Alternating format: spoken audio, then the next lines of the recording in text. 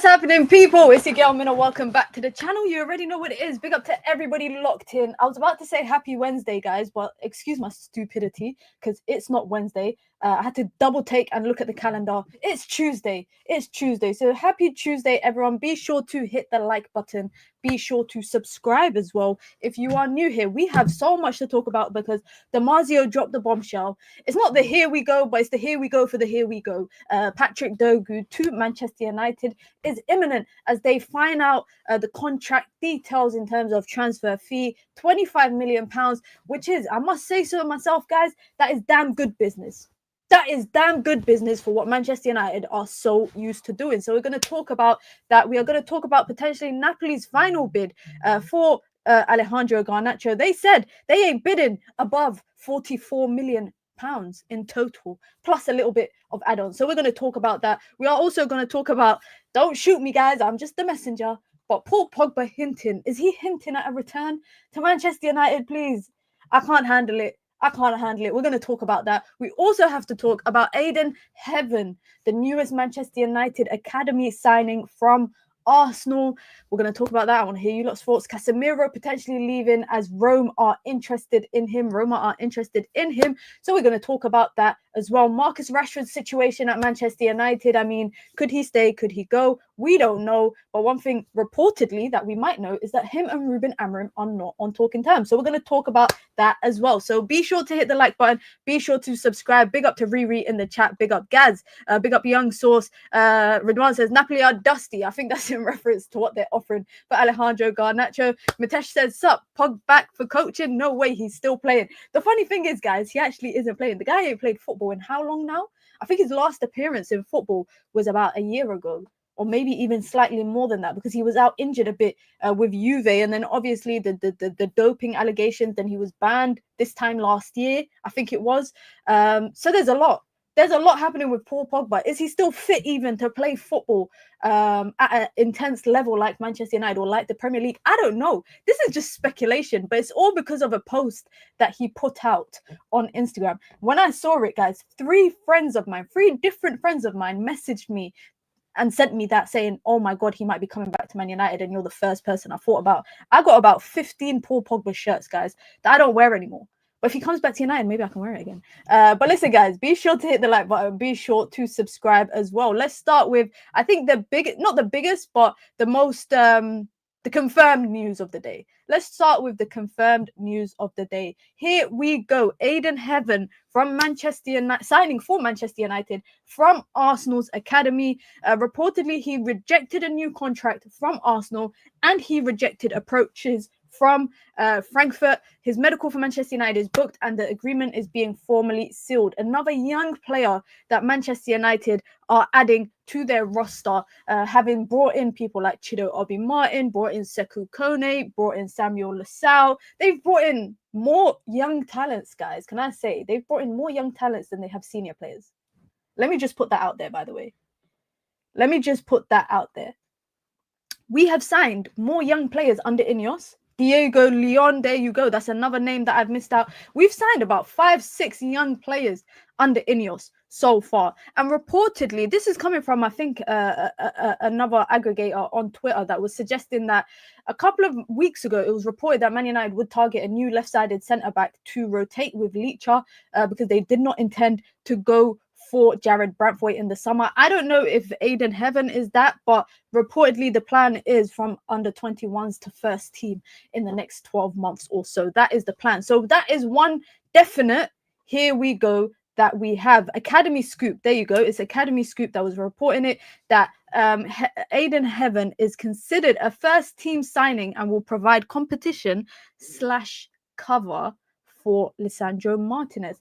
I'm not going to lie and say that I've watched him, guys. I'm not going to lie. Arsenal fans did seem a bit excited about him when he was training with their first team. But I'm not going to sit here and act like I know a lot. But what it does seem like it's kind of confirmed to me is Ineos's transfer strategy is getting a balance of young players and the senior players. We're going to talk about Dorgu as well because it seems like, I don't know, man, Ineos are just signing young players. Let me know what you guys think about it, by the way, because I just hope we don't turn out like we don't do like Arsenal, Chelsea's transfer strategy, where it was a lot of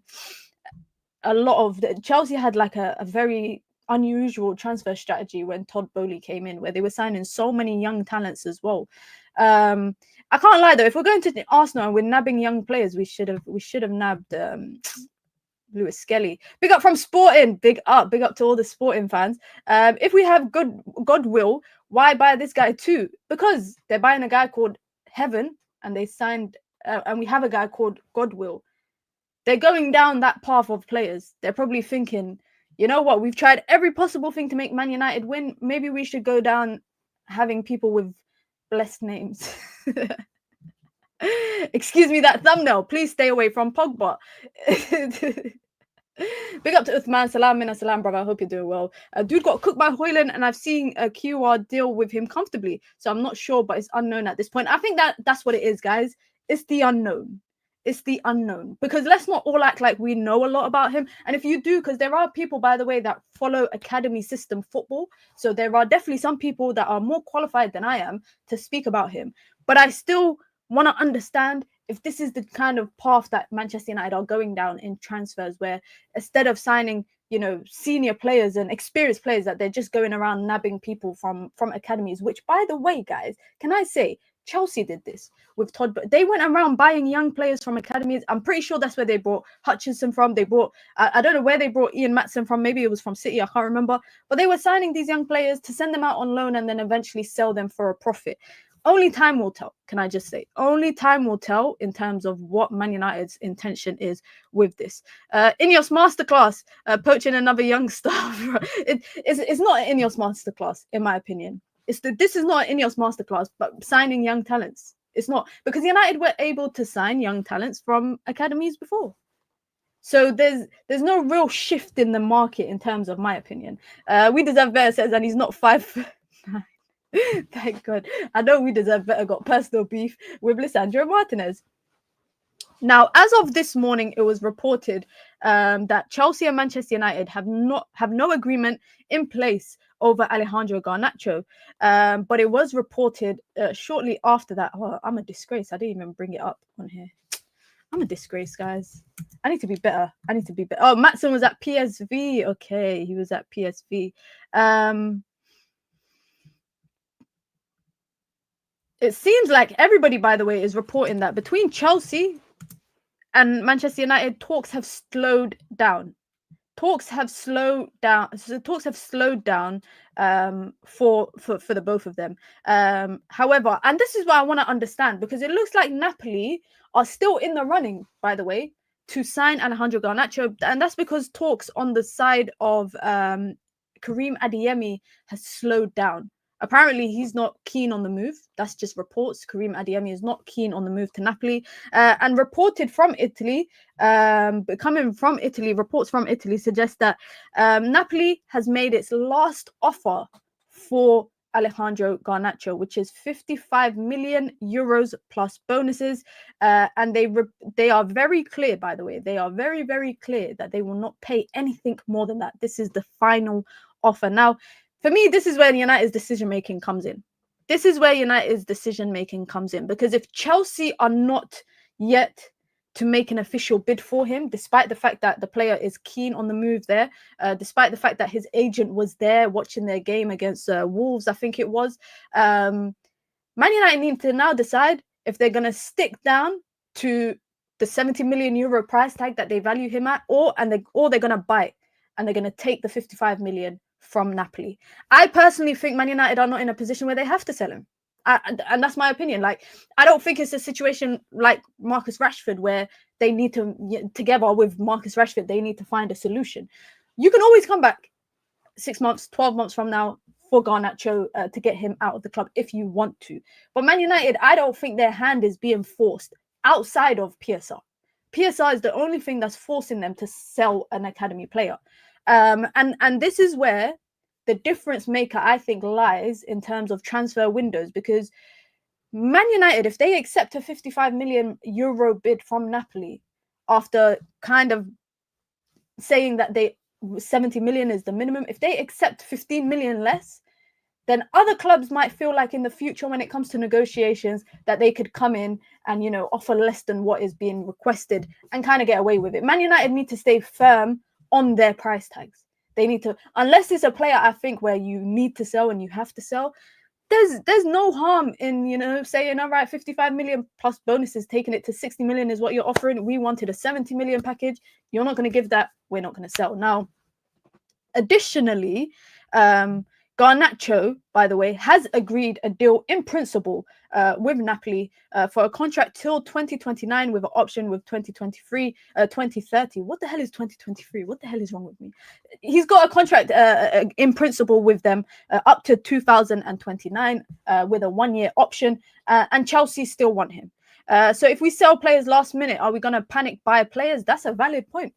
That's a valid point. What are we saying, guys, by the way? 60 million offer. 55 million plus bonuses, yeah? 55 million plus bonuses, which takes it to 60 million for Garnacho. In euros, by the way. This ain't even pounds, guys. This is not even pounds. Are you taking it or are you leaving it? Dipesh, who's a Real Madrid fan, says, OMG, 55 million for Garnacho. Take the money and run. If we wait, we can get more for Garnacho in the summer, as a lot of clubs are needing wingers. I don't think it's about a lot of clubs needing wingers. It's about how many clubs are lining up for him. Because you're right, a lot of clubs need left wingers, because the left wing market in Europe is not as, in my opinion, extravagant as the right wing market. But there's not a lot of teams queuing up to take Garnacho when he's available as a left winger. So we shouldn't have that complete mindset where there'll be definitely people coming back in the market for him in the summer. Let me see what you guys are saying in the chat. Everyone's saying yes, damn, we deserve better. Says I won't take less than 100 million. Michael says leave it.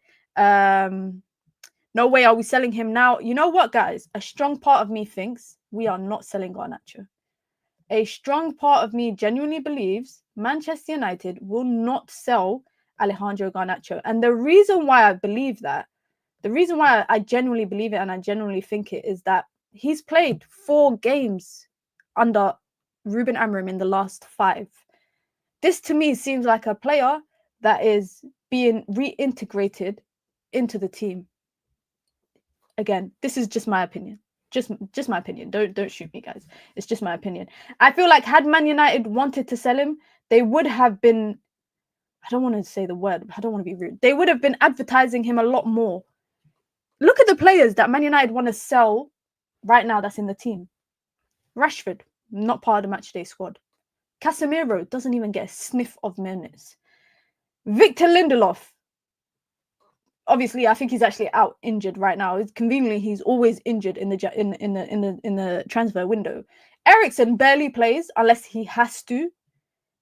The players that Man United are trying to push out, in my opinion, are players that are not playing. And I think with Garnacho, if he is playing, not only is he playing, I think if he's playing consistently, then he is a guy that maybe Ruben Amorim is thinking. And by the way, this was reported the other day that Ruben Amorim is warming up to the idea of Garnacho staying because of how he's applied himself. You know, on the back of criticism from the manager and the coaching staff, reportedly he's applied himself very, very well in training, which is why he's being rewarded with opportunities in the team. But I don't think United should bite the bullet unless it's what they want financially, the price tag. Mino, we have less than a week left. We have no time to sign attackers. Do you guys honestly think we're signing any attackers? Genuine question. Whether Garnacho leaves or stays, whether Marcus Rashford goes or stays, do you genuinely think we will sign any attackers? Because I think the closest thing to that United might have is flipping Nkunku, and I don't even want to think about that. Like, genuinely, that I can't believe people are warming up to the idea of Nkunku or João Felix. Why are we so obsessed with taking a broken player and trying to fix them? Why is it as fans, why is it as a club, sorry, not fans, why is it as a club we're obsessed with taking broken players and trying to fix them? And I'm going to come back to that point when we talk about Paul Pogba, yeah? But I'm seeing people say, oh, Felix would cook in the 10 role for Amorim, and Nkunku would cook in the 10 role for Amorim. Why can we not accept what players are at face value right now? What we've seen for the last 12 months, for the last 15, 16, 18 months. Why can't we take what is at face value when we are forming our opinion of a player, because Mason Mount is a good example. I think Mason Mount is a good example. We knew what Mason Mount was coming into Manchester United. We knew that he had a poor season. We knew that he was regressing at Chelsea. We knew that he struggled with injuries. I gave him the benefit of the doubt. I said, I'll give the guy 6 months. 6 months, I barely saw him. And I said, okay, that's it. Khalas, that's it. We shouldn't hold on to the idea of what potentially players could be, rather than accepting players for what they are right now. And I genuinely believe, guys, even if there's some legit link to Nkunku, I don't believe that United will get him. I don't believe so. And if it's one of them ones where it's I scratch your back, you scratch mine, Chelsea, we'll take this guy on loan, and you lot will come and take Garnacho off our hands. Stop doing favours for Chelsea. I don't care. By the way, it was reported when Chelsea were reportedly interested in Garnacho that United and them have a good working relationship. Of course, we have a good working relationship. We took their dead weight and we gave them 60 million for it. We took their dead weight and we gave them 60 million for it. So we should not, I don't think, if we're looking at teams if we're looking at Chelsea and we're looking at the people that they're trying to shift, ask yourself, why are they trying to shift them in the first place? Why? I don't even know till today why Chelsea signed João Felix. I know why they did, in terms of they wanted to get Conor Gallagher out. So they did you do me a favor, I do you a favor for Atletico. But again, that's not footballing. That's not a footballing decision. That is not a footballing decision. I'd rather promote youth players than signing injury-prone players. I wouldn't mind seeing Chido Obi Martin getting a shot in the team, guys. And generally speaking, it might be a hot take, but I wouldn't mind seeing him getting a little 30-minute outing against Leicester in the FA Cup. I wouldn't mind that. Ethan Wheatley has gone out on loan, so that's one academy player that is not available for the front line. But equally with saying that, Manchester United's frontline situation is not good. It's not good. Let's talk about this. Now, let's not talk about Rashford just yet. Let's talk about this. Reportedly, Mark Ogden reported, was this yesterday? Yeah, he reported yesterday. And before we actually get into this, guys, can we get at least 100 likes, guys? We've got over 100 people here, nearly 200 people here, and we ain't even got 100 likes. So you guys know the rules. You come in, you wipe your feet, you say hi to everybody in the chat, you get involved in the conversation. But before you do that, you hit the like button. If you want to join the membership club, you can. It's the pinned comment in the chat. You get your badges, you get your emojis, you get your custom member content, and of course you get to support the growth of the channel, the ever-growing channel. If you want to support the channel in alternative ways, you can by sending in super chats with your comments, with your questions, with your thoughts, or just to show some love. Simple as that. And it goes a long way as an independent content creator. All your support goes a long way, and we're not that far off from hitting about 11.5k, so we're on the road to 12k as well. But Mark Ogden reporting yesterday that Manchester United are prepared to sell Rasmus Hojlund if they receive a suitable offer, either in this window or in the summer. AC Milan and Juventus could both be a move for him if they fail to land their preferred options. There are also some interest in Hojlund from the Bundesliga. Generally speaking, I don't know how AC Milan could be interested in this guy. I don't know how AC Milan could be interested in this guy, but AC Milan are linked to a proper striker in Santiago Jimenez. I would say that's a proper striker. They are linked to him, and from AC Milan fans that I know, they are not keen on the idea of Rasmus Hojlund. Number one. Number two, I know it says if both of them fail to land their potential preferred options, which means Man United are relying on clubs to sign Hojlund as their like third or fourth choice striker, meaning number one, number two, number three is not possible. That is not likely. I feel like the only club that go out and sign number 3, 4, 5 options is Manchester United. I feel like we're the only people that sign our fourth choice players, and this is dating us back to when Jose Mourinho was here and we were signing third options for him. Same with Oli, etc., etc. Now, there's also some interest in Hojlund for Bundesliga. I have a question for you guys. I've seen a lot of people suggesting the idea that Manchester United should loan Hojlund like they did Ahmad. And people always reference Ahmad, but am I under the impression, guys? Maybe I'm being a bit harsh on Rasmus Hojlund, but I'm a lot more under the impression that Ahmad's loan spell was different to the situation that Hojlund finds himself in. When Ahmad joined, when Ahmad went out on loan, that was his second loan spell. He went to Rangers before that. And before that, even, he was not playing much for Manchester United. He wasn't. Sending a player on loan like Rasmus Hojlund right now, having made over what? He's played more than nearly 60 times, 58 times in the Premier League. Is he far away from 100 caps for Man United? Nah, he might be. He's probably like on 70 caps maybe for Manchester United appearances. That is poor recruitment on Manchester United's end, that they signed a guy who played 1 year senior football at Atalanta, brought him into Man United, played 2 years senior football here, then sent him on loan. That is bad. And one thing that really kind of irks me as well sometimes is that when you criticize Rasmus Hojlund, people think, oh, you're bullying him, oh, he's a young player. But pointing out things that you identify as a problem, guys, it's not bullying and it's not hating on your players. Can I just be clear about that? So I don't want anyone to say in the chat, Minna, you're adding to the pylon. I don't get personal with Hojlund. I don't make like jokes about how he looks or anything. I just point out simple things. He's heavy-footed, both when he's taking a touch and when he's passing it off. He's heavy-footed. He doesn't make the right runs all the time. Well, majority of the time, I don't think he makes the right runs. I don't think he uses his body well in duels.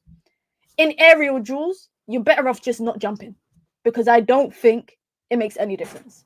But I'm not making it personal. I'm just pointing out things that I kind of identify. And I don't think I was more frustrated watching Hojlund than when I watched him the other day against Fulham. That, I swear, every touch he took, I just said, Allah, oh my God. I just said, oh my God. Every time the ball went to him, I said, oh my God. Garnacho wasn't any better in the first half. Ahmad was struggling. But I feel like as a number 9, you are the glue to the front line. I genuinely believe you are the glue to the front line. You have to hold it together for everyone. And when you are playing in that kind of way where the ball's coming to your feet, you're taking a heavy touch. But you take the heavy touch and it works out slightly in your favor, then your pass is heavy-footed. I can't support that. I have to point it out. And yeah, maybe Osimhen won't be the answer to the front line. Maybe Gyökeres won't be the answer to the front line, but I guarantee you that they are better than him. If you are not, and people actually said, me and my friend were having this debate, guys, yeah? What do you want from your striker? And I said, I want my striker to do 2 things. I want my striker to score goals, get in the box, but in moments in the game where the team cannot get to the box, I need you to create the pathway to get there, i.e. hold up play. That's it. If Manchester United, particularly that first half against Fulham, what I saw from Rasmus Hojlund, right? Particularly in the first half, Man United didn't get a sniff in Fulham's box. So what do you do as a striker if you know that you can't make the runs into the box? You can't have good box, like you can't be making movement in and around the box, in and around behind the centre backs. What do? You help the team get there by holding the ball up, laying it off, and making a run. That's it. But Rasmus Hojlund doesn't excel in that. Joshua Zirkzee was slightly better than Hojlund when he came on. But Zirkzee is, right now, I think Zirkzee is in a better position than he was last month. Because anytime Zirkzee comes on, all he has to do is hold the ball up once or or play a good pass once, and everyone will say he was better than Hojlund. That's it. Let me see what else you guys are saying. It's not that the ball was blasted into him, and he had grounded passes but chose to go down and buy fouls instead of playing football. This is another thing, not just him, but there's a few other players that do it in our team, by the way. There's a few other people that do it in our team where they try win the foul rather than going for ball progression. And I don't know why these are younger players, by the way. They're obsessed with winning fouls. I don't know. I completely agree, and he's received a lot of patience and excuses that he's young. If you are scoring, then you have to be involved in open play. Basically, that is simply it. If you're not scoring, be involved in the open play. But when you're taking those touches in the manner that you are, so heavy-footed, guys, Lukaku got slandered for less, guys. Lukaku got slandered for much, much less. Hojlund's touch is abysmal, his positioning is clueless, and his link-up play non-existent. He falls to the ground more often than he completes passes. I wonder if he's struggling. Like, generally speaking, I want to know if he's struggling to maybe adapt to the system, because when Ruben Amorim actually joined Manchester United, I don't know if you don't remember, but it was just when he was announced to be joining Man United, and I think it's when we won a Europa League game under Ruud van Nistelrooy. He was asked after that game, and he was saying, I'm looking forward to the system because it's something that I played at Atlanta. Basically, he was propping himself up for the system. And if I was to say sink or swim, Man United starting 11 right now, I would say he's sinking. If I was to look at the starting 11 that started against Fulham, and I would say system-based, judging based on the system, who's sinking, who's swimming, this guy is sinking. He's like, I can't swim, guys. So if I was to jump into a pool, I'm sinking, just like Rasmus Hojlund is right now. Didn't Hojlund say that his system suits him? Yeah, that's what he said. He did say it. Why don't United play the passing behind so Rasmus can run to the ball, or is it this system? That's a good question. That's a great question. Why don't Man United play balls in behind? I'll tell you why. Because even when United have made balls in behind, they can't. They can't. Because Rasmus Hojlund doesn't make a move. And I have so many videos, guys, like on match reviews of me analyzing things that Rasmus Hojlund does. He waits for the ball to feet. So right now, if him and Kobbie Mainoo or him and Ahmad are in a 2-meter radius, he will stand there like this saying, pass the ball, instead of making the move off of the centre-back if necessary. I don't think Man United are looking to play those long balls in behind to Hojlund, and I don't think he's going to do it. This is what happens when you're buying kids. You can't have children lead the line and expect results. They need to be bled in. I agree, Fillmore. I agree. If Man United were to sell Rasmus Hojlund, and I mean, imagine, that just shows you, if United sell him in the summer, that just shows you how poor their recruitment has been because they're getting rid of. By the way, they're also, I reference this article all the time, but I watched an interview with Omar Barada. I read an interview, on the Financial Times with Omar Barada. This is when he was still at Manchester City. And he said that when they signed players at Manchester City, they had a 2-year grace period from when you join to potentially when you get sold. You got 2 seasons to integrate yourself and make an impact. None of this whole 4 seasons, 5 seasons, 2 seasons. Think of all the players that City have brought, yeah? Excuse me. Whilst Omar Barada was CEO, and think of how many that they sold within a quick turnaround period, 18-month period, 12-month period, 2-year period. Just think about that. That is what Man United need to adapt. Manchester United need to adapt that mindset. And I hope Omar Barada brings that mindset through to Manchester United. Because for far too long, guys, we have seen players at Man United sitting there 3, 4, 5 years, yeah? And then, leaving on a free. And the last 2 years or so, they're not doing nothing, or they're not giving 100%. We've seen that far too much. But yeah, let me know what's the price tag you lot would take for Rasmus Hojlund, because I think anything like 35, 40 is that people might say that's even too much. People might think, you lot might think that's too much, but I feel like 35 to 40 is a reasonable amount. 40 million, yeah, okay, everyone's saying around the same price. 20 million, 5 million, you lot are taking the piss.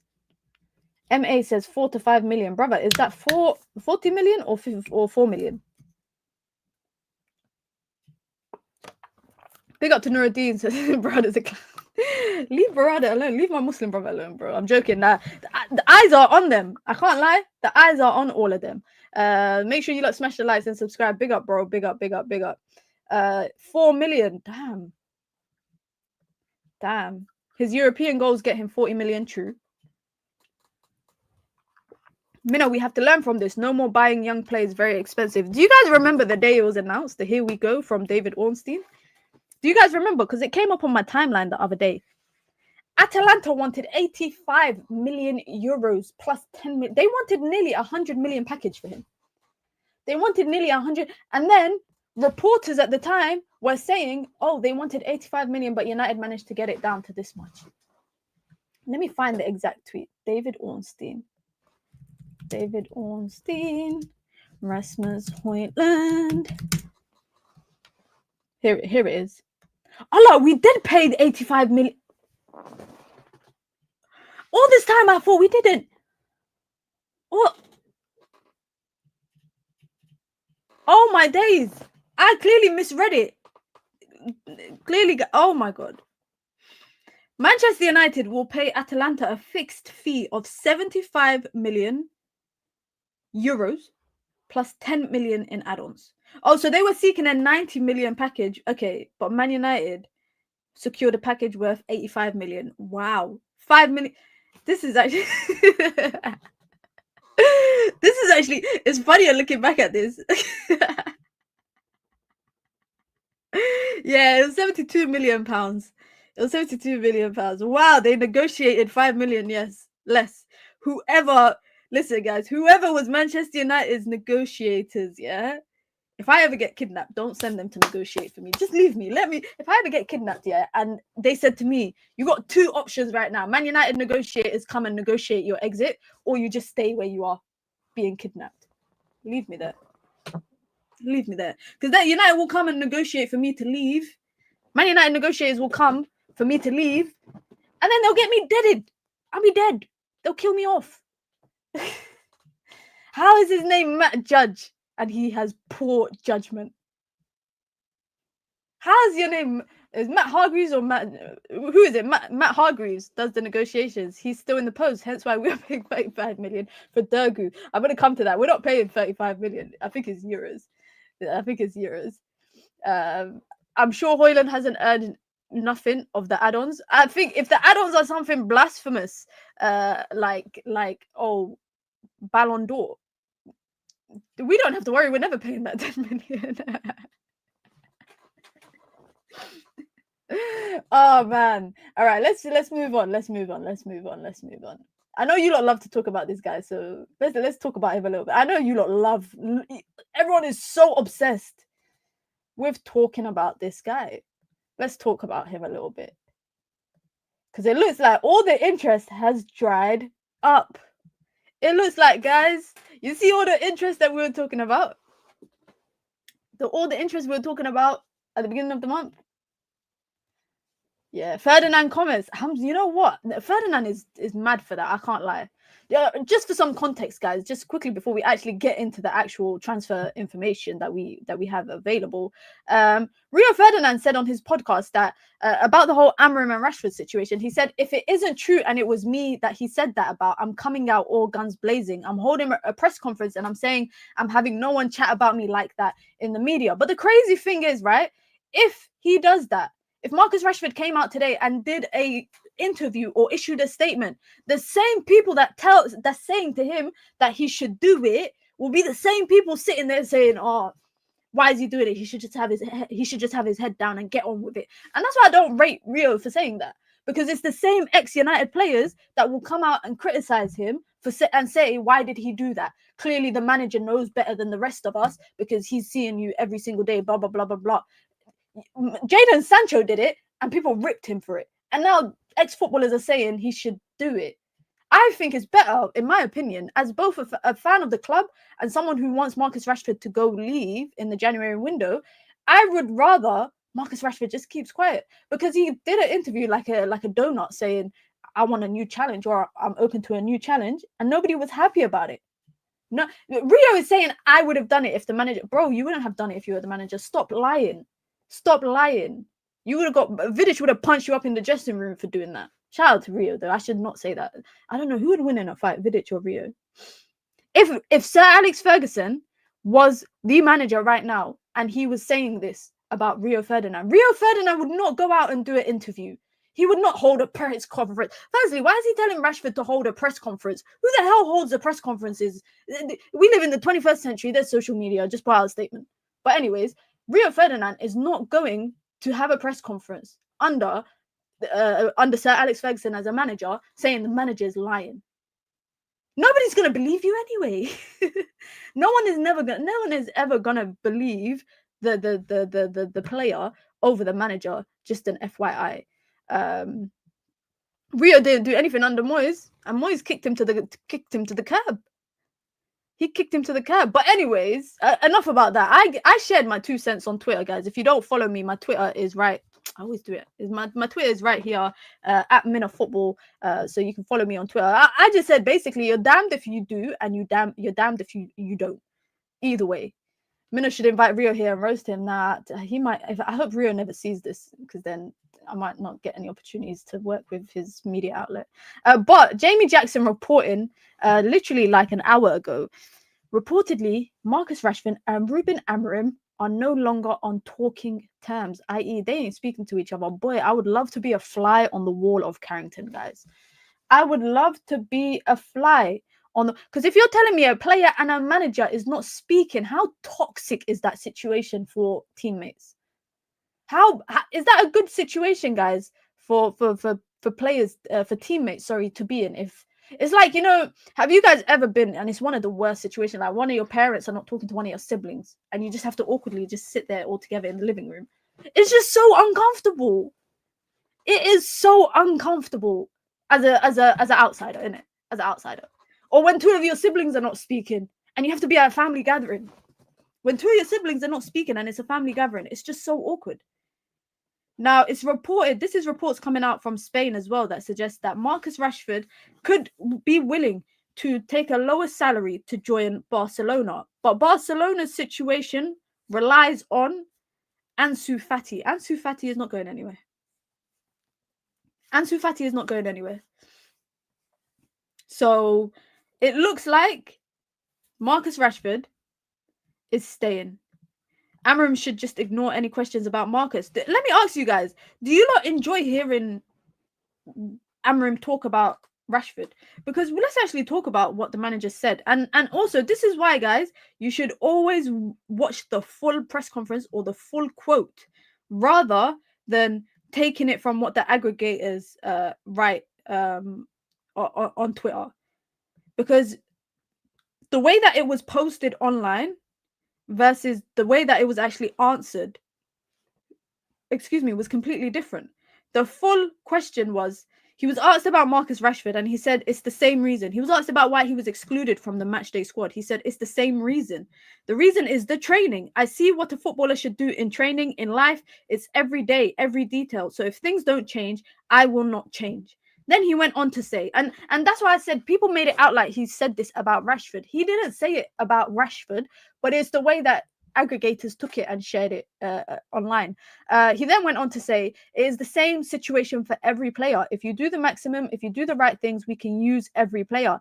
And you saw it today on the bench because we missed a little pace to change the game and to move some pieces. I will put Vital, who is the 63-year-old goalkeeper coach, he said, I will put Vital before I put a player that don't give the maximum every day, and I will not change in that department. Quotes are important. Quotes are really, really example.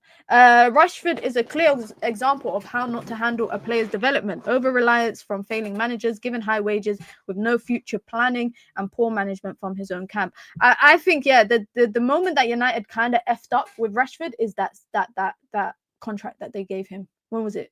Nearly 2 years ago now. That is when they kind of messed up. I think we will see Rashford leaving to either Dortmund or Monaco or Olympique Marseille. Also, Galatasaray and Fenerbahce is back trying to get Rashford on loan. There's still a chance. There's less than a week left, guys. There is less than a week left, and it looks like Marcus Rashford is probably going nowhere. That is worrying. In my opinion, that's worrying. And the reason why that's worrying is because what happens if Marcus Rashford stays? If Marcus Rashford stays for 4 or so 5 months, is he not going to be part of the squad? Because I think, based on all the information that's been put out there, the relationship between him and Amorim is not salvageable. I do not think it is salvageable. And I think the only time he will be on the bench is when Man United have no one else. Like, I'm talking like no one, no academy player, no one. I think he'll be on the bench then.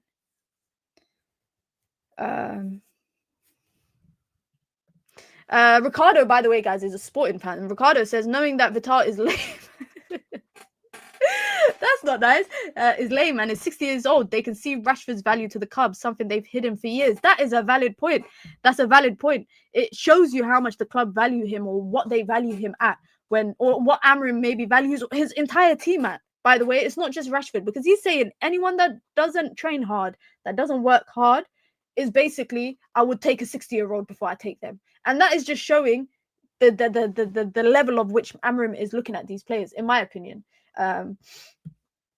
But I've had enough about Rashford, man. I've had enough about Rashford. They need to come up with a solution for that. They really need to come up with a solution with that. And this is the biggest news of the day, guys.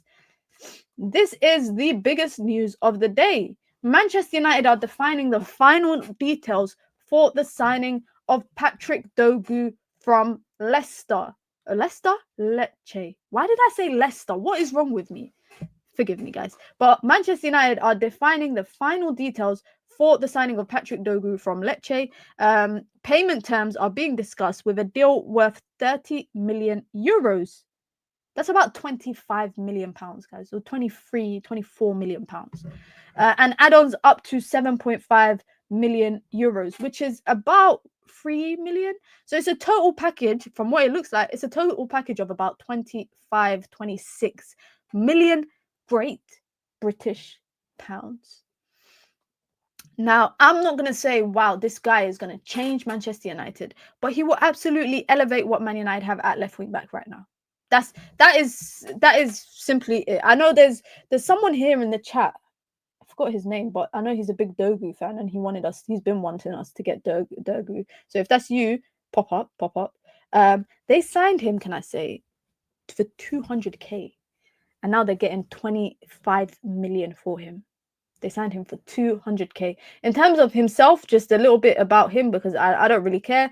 He's already agreed a 5-year contract with Manchester United with a starting salary of 1.6 million per year. Then it's 2.5 million per year in his final contract year. 1.6. Let me do the math. Got my calculator at divided by 52. It's on 30k. Here you go. Stu says it here, 30.7k a week. I mean, that's probably a lot more than what he's earning right now. Has Dorgu been 20 times a better player in the last 18 months to justify? Is that what you justify your fee based on how good they've been in that period that they've been at the club? I think the difficult thing with transfer fees, and this is why I don't put a lot of blame on players about transfer fees, because at the end of the day, they don't pick the transfer fee. But equally with saying that, clubs decide how much they value a player at. So you might not agree with me today. I might be an owner of a club and I value my player at 40 million, but that's what I value my player at. It's either you pay that or you keep it moving. And unfortunately, that's the world of, sales. I think he has he's got a high ceiling. And I think he raises the ceiling of what Manchester United have right now at left wing back. Is he the sole answer to what Man United need to fix? No, he's not the sole answer. Does he have a high ceiling? Yes. Is he a prospect signing? Yes. But I think he comes in now and increases that potential that Man United already have in the left wing back position. Only time will also tell how Man United go on to develop. And a good kind of example is, you never know what's going to happen, guys. Dorgu could go on and become the best left wing back in the league, or the best fullback in the league, or he could go on and have a season-ending, career-ending injury. Like, you never know what's going to happen. But for 25 million in a transfer market for far too long, where Manchester United have been getting fleeced, guys, I think 25 million for a prospect. By the way, we played slightly less than that. Can I say we paid slightly less than that for Malacia. Nobody was kicking up a fuss about Malacia when Manchester United signed him, because we signed him for what? Was it like 19 million euros? So we're signing him for 6 million euros more. No one was kicking up a fuss when Malacia came in for that price. For 6 million more for a guaranteed starter, Malacia wasn't coming in as a starter. Someone who's going to start, who's on low wages, from a financial perspective, that could be positive. And said he could be good or have no legs. Literally, I didn't mean it like that, but you guys know what I'm trying to get at. You know what I'm trying to get at. The fact that you just never know anything can happen in the world of football. Like, really and truly, anything could happen in the world of football. So you'd expect your players. You just hope for the best. Hope for the best. And that's my viewpoint on Dorgu right now. We need midfielders, brother. We need way more than that. We need a lot. Man United need a lot. But would you be happy, guys? Can I ask? Would you be happy with Dorgu being Man United's only signing of the window? Like, genuine question. Would you be happy with Dorgu being Manchester United's only signing of the window. Because I wouldn't.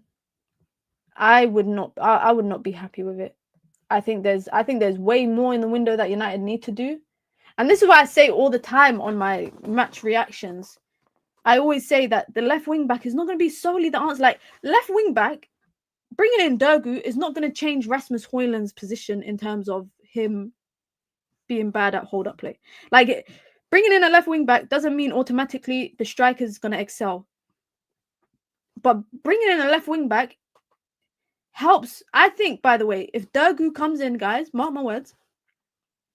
Well, he is coming in. But when United play him, Ahmad's playing on right wing back. Because then you've got two people darting up and down the lines. Ahmad will play at right wing back and Dorgu will play at left wing back. And for the 10s, I think there's still kind of situations needed there. Just quickly on the centre mid role, because we got some news about this guy right here. When was the last time we need to put out a, what's it called, by the way? We need to put out a Where's Wally? Because I ain't seen this guy in a long time. Genuinely speaking, yeah, maybe I just don't pay attention when he comes on, but I have not seen Casemiro in a long time. When was the last time you guys saw Casemiro? Let me know. I feel like the last time I saw him play was the Newcastle game. Was it Newcastle when we played Casemiro and Ugarte? No, Casemiro and Eriksen. 5th choice now. He's 6th choice. He's not even 5th choice. Put out a bowler. We have to. He's been on the bench. Yeah, I've seen him on the bench, but like even on the bench, guys, I don't know if you realize he's always covering his face. Like it's like he don't want to be seen. Anyways, Chris Wheeler reporting that Roma has expressed interest in signing Casemiro. His weekly wages are an obstacle, and there's an outside chance of a deal, but he's more likely to stay. So it's more likely that he will stay at Manchester United. Imagine that he gets to chill imagine guys coming to work doing the bare minimum. You get to watch football games from pitch side. I would love that. You get to watch it from pitch side. You get to know the ins and outs, all the drama that's happening in the changing room. You get to know about it, and you get your 375k a week. That is a life to be lived. But equally, I was gonna say that he's lived a life in football, but I don't want him to be living that life off the back of Manchester United. He's on 350 per week. He's going nowhere. I think that's the most difficult time. I think that's the most difficult part of the deal, to get him out is his wages. Let me see what else you guys are saying. I wouldn't want to be seen if a little kid is taking my position too. I think it's safe to accept that Toby Collier is the preference for the manager. And by the way, guys, I will keep plugging it shamelessly. I did a video about Toby Collier, 6 months ago. Let me put it in the chat. I did a video about him 6 months ago, saying he was the next up and why he would be the next up and why we should play him. Erik ten Hag, this is another thing that you need to be held accountable for. Because Erik ten Hag did not rate him. Erik ten Hag didn't rate him one bit. Do any of you not think Casemiro is going to leave? I don't think so. I actually think, I have a strong feeling that no one's going to leave. I have a strong feeling that nobody is going to leave Manchester United in the January window, sorry. Let's get to the real topic of discussion, guys. Let's get to the real conversation. Paul Pogba, yeah, I don't know what he's playing at posting this yesterday.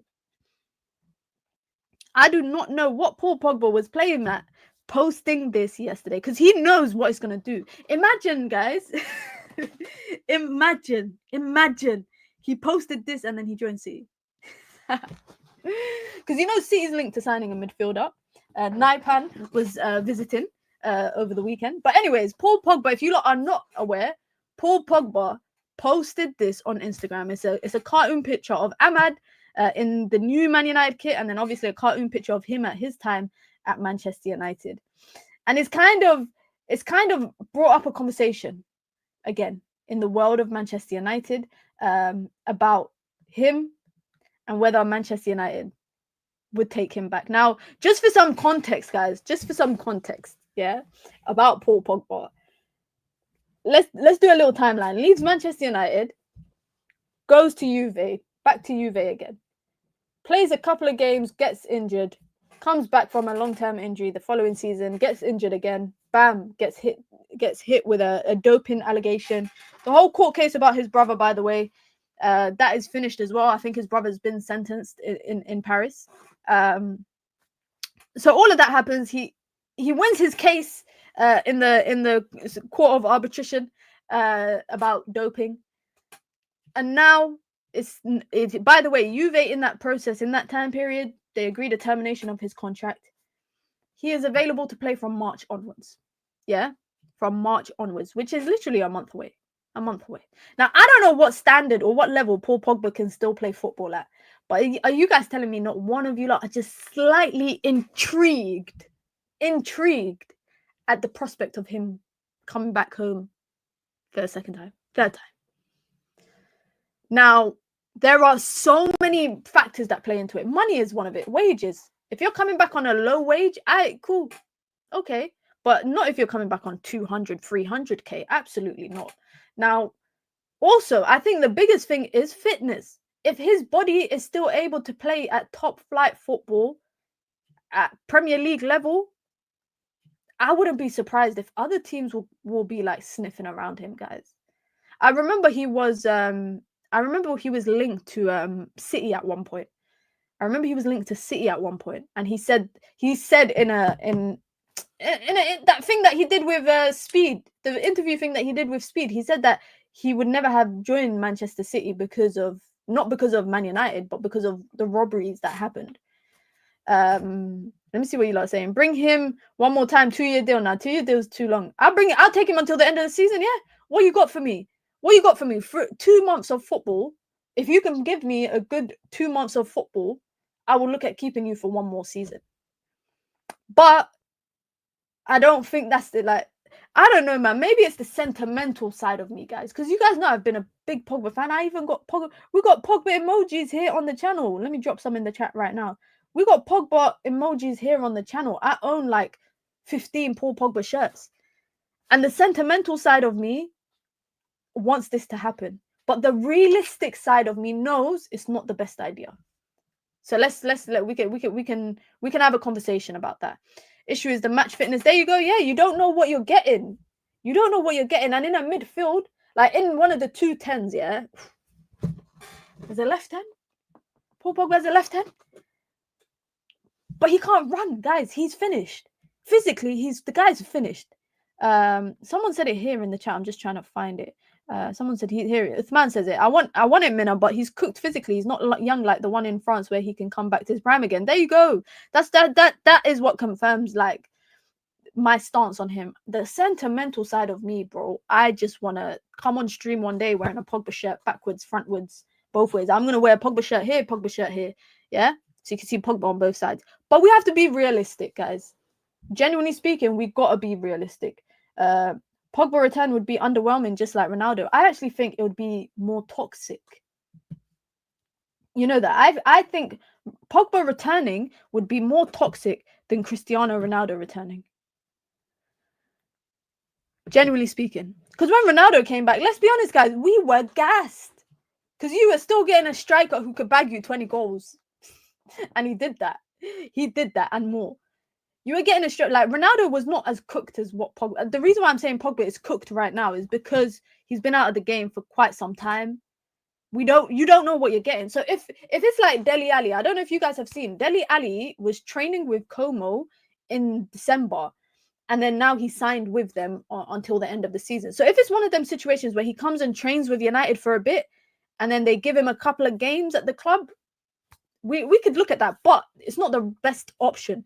And definitely, if Ruben Amorim don't want him. By the way, Bruno always talks good about him, so I don't think there's a player at United right now that doesn't like Paul Pogba.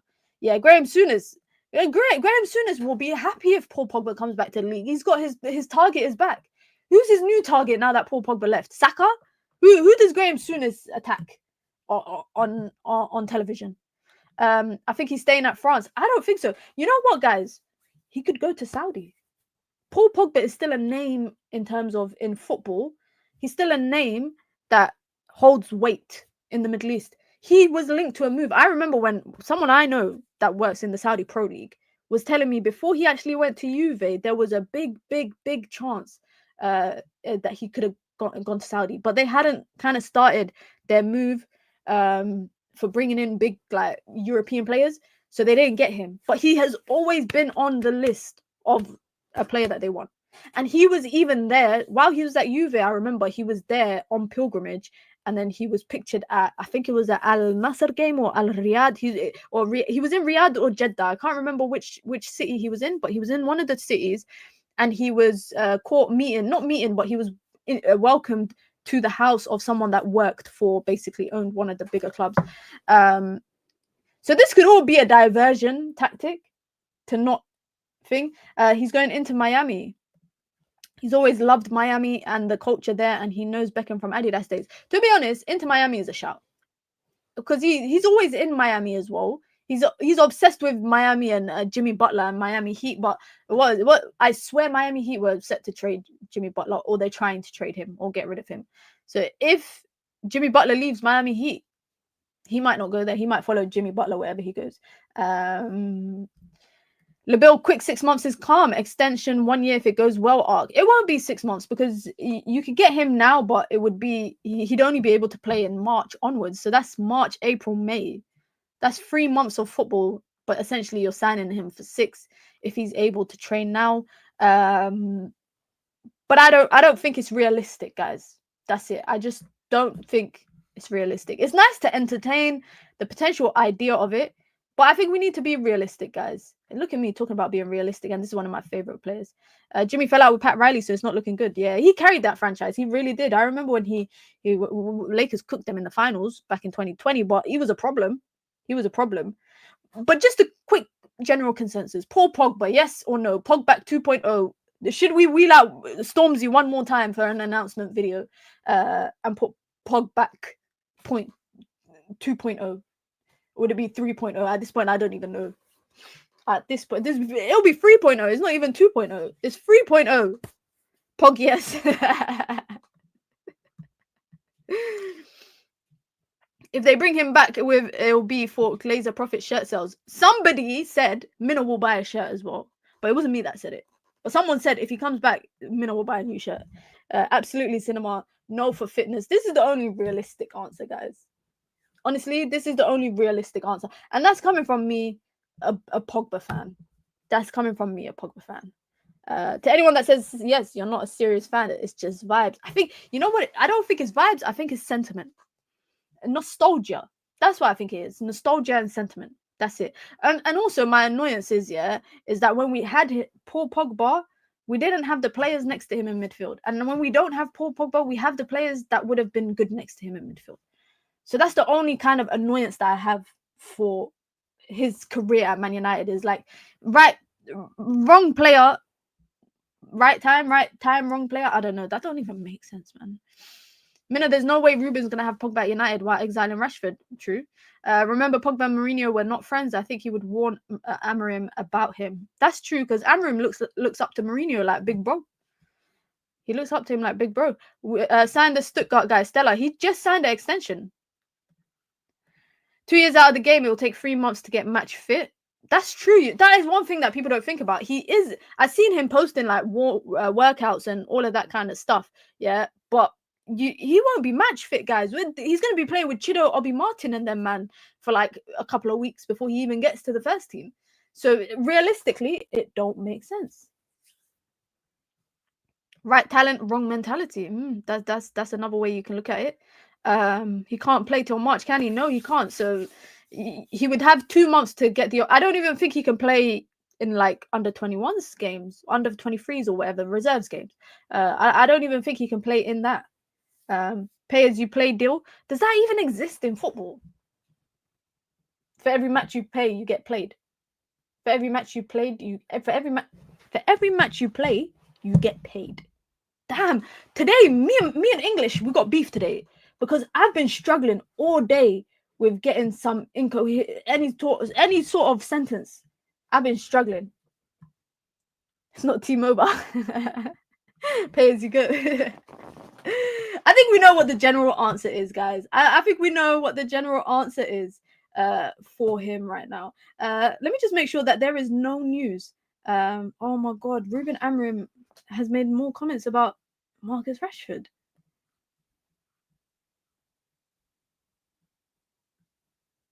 Oh.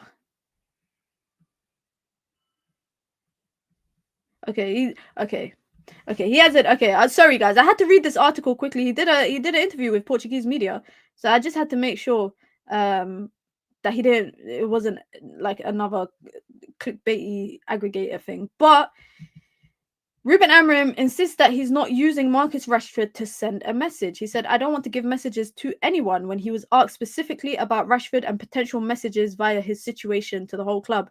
"I'm just very clear about what the players have to do. I'm demanding in certain things, but then I'm a coach like everyone else. There are just certain red lines that I feel that for a group to win games and titles, you have to follow a criteria. And if there's no criteria, see, I told you, me and English got beef. If there's no criteria, then it's all very subjective, and there are certain things that we have to be clear with the players. That is it. I don't want to send a message to anyone." So he's not really saying much. And in terms of any official "here we go" from Fabrizio Romano regarding Dorgu, we ain't got nothing yet from Fabrizio Romano. But that's not to say that the deal is essentially not close to finishing. I think Fabrizio Romano will just share once he's got the "here we go" that they've met at the halfway point. That's it. But listen, guys, have we hit 100 likes? Because I actually didn't check. Yes, we did, and we even exceeded it. We're about 14 likes away from 200. So if you have not hit the like button, make sure you guys hit the like button on your way out. Tomorrow, what do we have coming on the channel? Tomorrow, I'm actually going to an Adidas event, but we will probably have a daily dose of Mina around the same time. And then we got Champions League content coming after the Champions League, of course. Thursday, we will have daily dose of Mina plus Manchester United matchday review, of course. Chris Wheeler tweeted just as I was doing all my promos for everything to come. Damn, I'm gonna have to run that back again. Let's see what Chris Wheeler is saying. He's not really saying much. I'm not clicking on the link. Let me go to the aggregators because I'm not giving Daily Mail any views. Let me go to the aggregators and see what they're saying. See if they've taken anything. Nope, they haven't taken anything from him. Sky Sports, by the way, Darmish at Sky Sports says that Paul Pogba's representatives have been approached by a number of clubs in the Premier League. If I see him back in the Premier League and it's not at United, guys, we're going to have a big problem. But listen, guys, be sure to hit the like button. Be sure to subscribe. We got so much content coming across the week. Oh, United District posted it. I don't really go to the United District. I shouldn't say that out loud either because I know some of them. Okay, so this is coming from Chris Wheeler. Tottenham, West Ham, Borussia Dortmund, Juve, Napoli, Galatasaray are the clubs interested in Marcus Rashford if a move to Barcelona does not materialize. Borussia Dortmund have come up with the best package if Marcus Rashford would be open to a Bundesliga move. As long as he ain't going to Tottenham and West Ham, I don't even care if he goes there. Tottenham, nah. Napoli, Juve, Dortmund, Fulham want Pogba. What is going on today? There's way too much happening, guys. There's way too much happening. But listen, guys, be sure to hit the like button. We're 2 likes away from 200. So if you are one of the many people who did not hit like, make sure you guys hit the like button. Like I said, so much content coming throughout the week, inshallah, across the weekend as well. So make sure you lot hit the like button. Be sure to subscribe. So when I go live or when I post, you get notified. Make sure you follow me on all socials down below. Right here, Mina Football on Instagram, TikTok, Twitter. I'm going to post a picture on my Instagram today with me and Bunny Shaw. So make sure you guys check that out. And I'll be back tomorrow. Big up, guys. Oh, wait, hold on. I got one membership. Sorry. Aki's been a member for 14 months. 14 months. I'm an idiot, guys. I should have done this ages ago. This was like at the beginning of the stream. Big up, Mina. Get Hojlund out of my team. Scrub. Come on. Don't be mean. Don't be mean. Hit the like button on your way out, guys. I'm out. I hope you have a great one. Peace.